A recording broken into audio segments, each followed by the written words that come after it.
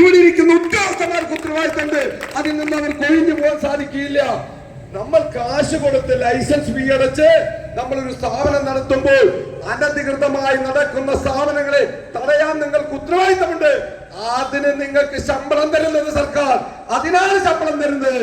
ആ ശമ്പളം വാങ്ങി അനധികൃതമായി കാറ്ററിംഗ് സർവീസ് നടത്തുന്ന ആളുകളെ പിടിക്കാതെ നിങ്ങൾ മുന്നോട്ട് പോയാൽ ശക്തമായ സമരവുമായി ഇവിടുത്തെ കാറ്ററിംഗ് തൊഴിലാളികളും അവിടുത്തെ ആളുകളും ഈ തെരുവീതിയിലേക്ക് ഇറങ്ങുമെന്ന് നിങ്ങളോട് പറയാൻ ആഗ്രഹിക്കുകയാണ്.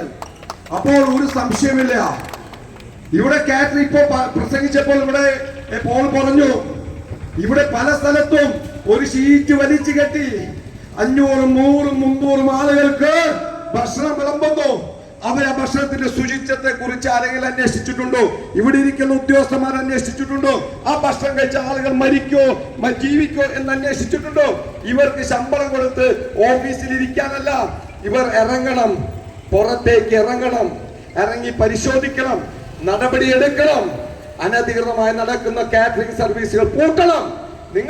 എനിക്ക് ഈ കാറ്ററിംഗിന്റെ ജീവനക്കാരും ഇവിടുത്തെ ആളുകളെയും നിലനിർത്തിക്കൊണ്ട് ഇവരെ മുന്നിൽ വെച്ച് പറയാൻ ഞാൻ ആഗ്രഹിക്കുകയാണ്. നിങ്ങൾ എല്ലാ കാറ്ററിംഗ് സ്ഥാപനങ്ങളും പരിശോധിക്കണം. നിങ്ങൾ പരിശോധിച്ചിട്ട് സത്യസന്ധമായി നടത്തുന്നവരെ സംരക്ഷിക്കാൻ നിങ്ങൾക്ക് അവരുടെ ഭരണഘടനാ പ്രകാരമുള്ള അവകാശം നിലനിർത്താൻ നിങ്ങൾ ഇടപെടണം. അതിനുവേണ്ടിയുള്ള സമരമാണ്. അല്ലാതെ ഈ അനധികൃതമായ കാറ്ററിംഗുകാരുടെ കയ്യിൽ നിന്ന് കാശ് വാങ്ങി അവർക്ക് ഒത്താശ തൊഴിൽ ചെയ്തു കൊടുക്കുന്ന ഉദ്യോഗസ്ഥന്മാരാവരുത്. സാധാരണക്കാരനെ സംരക്ഷിക്കുന്ന ഉദ്യോഗസ്ഥന്മാരാവണം എന്നാണ് ഇവിടെ പറയാനുള്ളത്. അതുപോലെ നിങ്ങൾക്കറിയാം, ഈ ബാറ് നടത്തുമ്പോൾ, പണ്ട് ചാരായ ഷാപ്പും ബാറുകളും നടത്തുമ്പോൾ എക്സൈസുകാര് അനധികൃതമായി വാറ്റ് നടത്തുന്നതിന്റെ പിന്നാലെ പോണ കണ്ടിട്ടുണ്ടോ? അതെന്താ കാരണം? ബാറ് മുതലാളിമാർ അതിന് കാശ് വാങ്ങണം. ഇത് കാറ്ററിംഗുകാര് പാവപ്പെട്ടവരാ.